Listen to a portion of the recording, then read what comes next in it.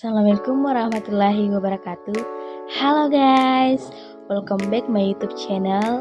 Saya akan sharing materi Muhammadiyah sebagai gerakan pendidikan. Baik, langsung saja ada beberapa poin yang akan saya bahas.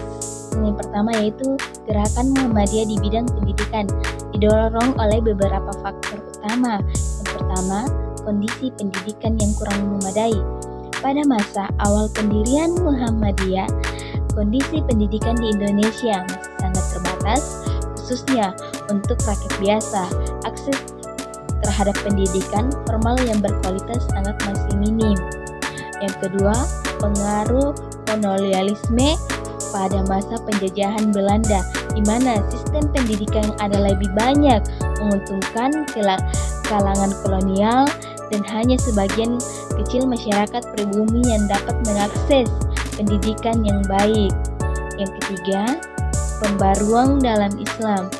Muhammadiyah didirikan oleh Kiai Haji Ahmad Dahlan dengan tujuan memperbarui praktek keagamaan yang dianggap kurang relevan dan lebih mendorong kepada pemahaman Islam yang rasional dan progresif. Pendidikan dianggap sebagai sarana penting untuk mencapai tujuan. Yang keempat, meningkatkan kesejahteraan sosial, di mana pendidikan dianggap sebagai salah satu cara untuk meningkatkan kesejahteraan masyarakat. Dengan memberikan pendidikan yang lebih baik, Muhammadiyah berharap dapat mengurangi kemiskinan dan kebodohan di kalangan umat Islam. Siapkan generasi muda Muhammadiyah. Menyadari pentingnya mempersiapkan generasi muda yang berpendidikan dan berakhlak baik untuk masa depan. Melalui pendidikan diharapkan lahir generasi yang mampu menghadapi tantangan zaman dan berkontribusi positif bagi masyarakat. Yang keenam, reaksi terhadap pendidikan sekuler. Ada keprihatinan terhadap pendidikan yang berorientasi sekuler yang diberikan oleh pemerintah kolonial. Muhammadiyah menawarkan alternatif pendidikan yang mengintegrasikan pengetahuan. Yang kedua yaitu cita-cita pendidikan Muhammadiyah. Cita-cita pendidikan Muhammadiyah adalah yang pertama, membentuk insan kamil, di mana menciptakan manusia yang sempurna, yang beriman dan bertakwa, serta memiliki pengetahuan dan keterampilan yang memadai. Yang kedua, mengintegrasikan ilmu pengetahuan dan agama, yaitu membangun pendidikan yang mengintegrasikan ilmu pengetahuan umum dengan nilai-nilai agama Islam.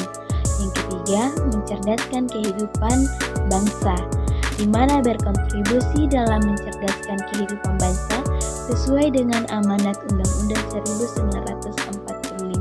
Yang keempat, membentuk karakter bangsa, membangun karakter bangsa yang berakhlak mulia dan berbudaya dan beraudapan yang tinggi. Kelima, yaitu menghadapi tantangan global, dengan mempersiapkan peserta didik untuk menghadapi tantangan global dengan keterampilan abad 21 seperti kritis, berpikir, kreativitas, komunikasi, dan kolaborasi. Adapun yang poin ketiga yaitu bentuk dan model pendidikan Muhammadiyah. Bentuk dan model pendidikan Muhammadiyah yaitu yang pertama, sekolah umum Muhammadiyah, di mana mendirikan sekolah umum dari tingkat dasar menengah seperti SD Muhammadiyah, SMP Muhammadiyah, dan SMA Muhammadiyah. Yang kedua, madrasah lembaga, di mana lembaga pendidikan yang mengajarkan kurikulum umum dan agama serta seimbang seperti madrasah ibtidaiyah, madrasah sanawiyah, madrasah aliyah. 3. Pendidikan tinggi universitas. Muhammadiyah mewujud tersebar di seluruh Indonesia seperti Universitas Muhammadiyah Yogyakarta atau UMI, Universitas Muhammadiyah Malang atau UMM, dan lain sebagainya.